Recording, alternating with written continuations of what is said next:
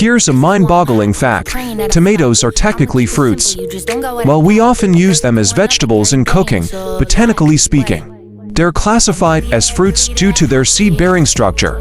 It's a culinary confusion that has sparked debates for centuries. Ever wondered what gives tomatoes their striking red hue?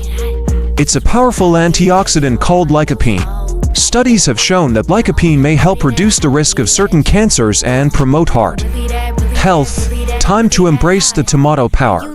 Not only are tomatoes incredibly tasty, but they're also packed with nutrients. They're an excellent source of vitamin C, potassium, and antioxidants, so go ahead and indulge in those tomato-based dishes guilt-free. Did you know that tomatoes are actually native to South America?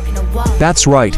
They were first cultivated by the ancient Aztecs and Incas over 2,000 years ago. Imagine the journey these delicious fruits have taken to become a culinary staple worldwide. Tomatoes come in a mind-boggling array of shapes, sizes, and colors, from the small and sweet cherry tomatoes to the beefy and robust beefsteak tomatoes. There's a variety to suit every taste and recipe. Get ready to step up your tomato game.